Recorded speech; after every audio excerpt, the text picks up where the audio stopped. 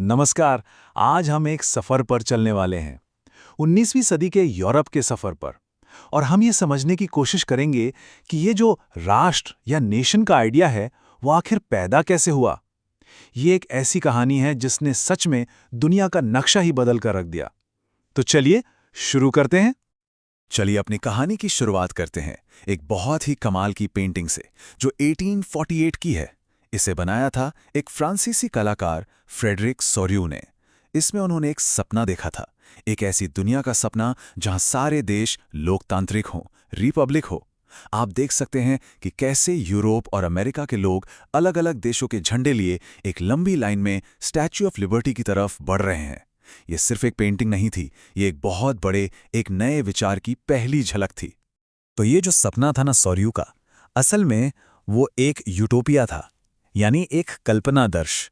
और ये शब्द अपने आप में ही बता देता है कि उस वक्त की हकीकत इससे कितनी अलग थी। 19वीं सदी का यूरोप ऐसा नहीं था, बल्कि वो तो बड़े बड़े साम्राज्यों और राजाओं की दुनिया थी। सपने तो ऐसे थे, लेकिन हकीकत क्या थी? हकीकत थी निरंकुशवाद, मतलब राजाओं का ऐसा राज जिनकी ताकत पर कोई लगाम ही नहीं थी। सरकारें पूरी तरह से फौज के दम पर चलती थीं और लोगों की आवाज को कुचल देती थीं। और इसी निरंकुशवाद की जंजीरों को तोड़ने के लिए राष्ट्रवाद का विचार एक क्रांति बनकर आया। तो सवाल यह है कि इस सपने को हकीकत में बदलने की सबसे पहली, सबसे बड़ी कोशिश कहां हुई? जवाब है फ्रांस में।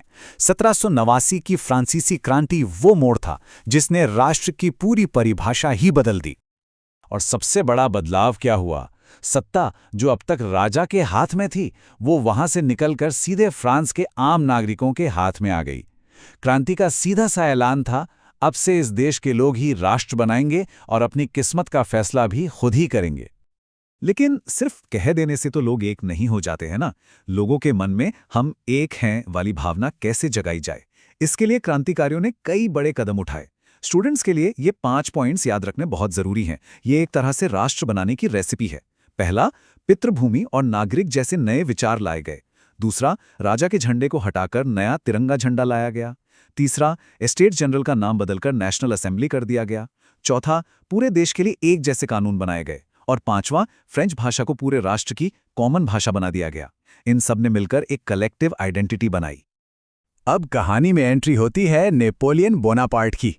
एक ऐसा दिलचस्प किरदार जिसने एक तरफ तो फ्रांस में लोकतंत्र खत्म कर दिया, पर दूसरी तरफ जाने अनजाने में पूरे यूरोप में राष्ट्रवाद की आग फैला दी।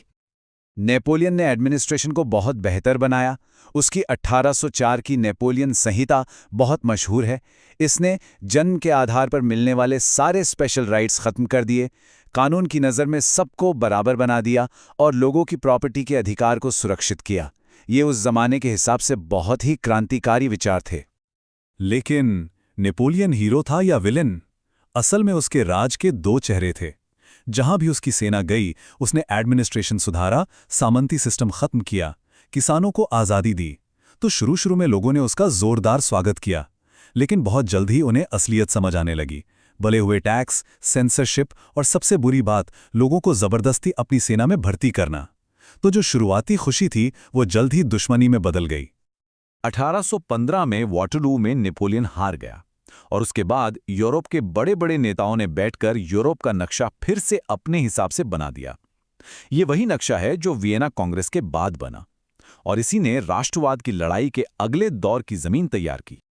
अब इसी दौर में यूरोप में एक और बड़ी चीज हो रही थी, इंडस्ट्रियल रेवोल्यूशन। और इसकी वजह से समाज में एक नया पढ़ा लिखा और पावरफुल ग्रुप सामने आ रहा था। ये था मिडिल क्लास, जिसमें व्यापारी, उद्योगपति और प्रोफेशनल्स शामिल थे। तो ये जो नया मिडिल क्लास था, इनकी एक अपनी सोच थी, एक आइडियोलॉजी थी, और उसे कहते थे उदारवाद या लिबरलिज्म। इनके लिए लिबरलिज्म का सीधा सा मतलब था हर इंसान की आज़ादी, कानून के सामने सबकी बराबरी, और ऐसी सरकार जो राजा की मर्जी से नहीं बल्कि लोगों की सहमति से चले। उस वक्त बिजनेस करना कितना मुश्किल था, इसका अंदाजा आप इस एक बात से लगा सकते हैं। सोचिए, साल है 1833 और एक व्यापारी को हैम्बर्ग से न्यूरेमबर्ग जाना है। जानते हैं उसे कितनी बार कस्टम ड्यूटी देनी पड़ती थी? 1-2 बार नहीं, पूरे 11 बार, और हर बार लगभग 5% टैक्स। ऐसे में व्यापार भला कैसे होता? अब जाहिर है इस परेशानी का कोई ना कोई हल तो निकलना ही था, और हल निकला ज़ोल्वेराइन के रूप में। 1834 में प्रुशा की पहल पर एक कस्टम यूनियन बनी। इसने न सिर्फ टैक्स की रुकावटों को खत्म किया, बल्कि 30 से ज्यादा तरह की करेंसी को घटाकर सिर्फ 2 कर दिया। इसने जर्मन इलाकों को आर्थिक तौर पर एक कर दिया, जिससे आगे चलकर राजनीतिक एकता का रास्ता भी खुल गया। तो 1815 के बाद यूरोप में एक वैचारिक जंग छिड़ गई। 2 बड़ी सोच आमने सामने थीं। एक तरफ थे उदारवादी और दूसरी तरफ थे रूढ़िवादी। इन दोनों की सोच में जमीन आसमान का फर्क था। एक तरफ थे रूढ़िवादी, जो कहते थे कि पुरानी व्यवस्था ही ठीक है, राजा, चर्च, समाज का पुराना ढांचा सब बने रहने चाहिए। और दूसरी तरफ थे उदारवादी, राष्ट्रवादी, जो संविधान, चुनी हुई संसद और प्राइवेट प्रॉपर्टी की सुरक्षा की मांग कर रहे थे। और ये लड़ाई सिर्फ बातों या किताबों तक ही सीमित नहीं रही, ये सड़कों पर लड़ी गई। ये टाइमलाइन देखिए, ये दिखाती है कि कैसे पूरा 19वीं सदी क्रांतियों और लड़ाइयों से भरा हुआ था, जिनका एक ही मकसद था, राष्ट्र राज्यों को बनाना। 1848 का साल तो क्रांतियों का साल ही कहलाता है। तो इतनी सारी लड़ाइयों के बाद सवाल उठता है कि आखिर ये राष्ट्र है क्या चीज? किस चीज से बनता है एक राष्ट्र? इस पर फ्रांसीसी दार्शनिक ऑनेस्ट रेनन ने एक बहुत ही गहरी बात कही। उन्होंने कहा, एक राष्ट्र का अस्तित्व रोज होने वाला जनमत संग्रह है, एक डेली प्लेबिसाइट। मतलब रेनन के हिसाब से एक राष्ट्र किसी जमीन के टुकड़े, भाषा या नस्ल से नहीं बनता। ये तो एक एहसास है, एक सोच है, जो बनती है कुर्बानियों से भरे अपने अतीत से और आज एक साथ मिलकर रहने की इच्छा से। और यहीं पर हम एक बहुत बड़े सवाल पर आके रुकते हैं। किसी भी देश को, किसी भी राष्ट्र को असल में क्या चीज़ जोड़कर रखती है? क्या वो हमारा गौरवशाली अतीत और बलिदान है, या फिर भविष्य का कोई साझा सपना? ये सवाल 19वीं सदी में भी ज़रूरी था और आज भी उतना ही ज़रूरी है।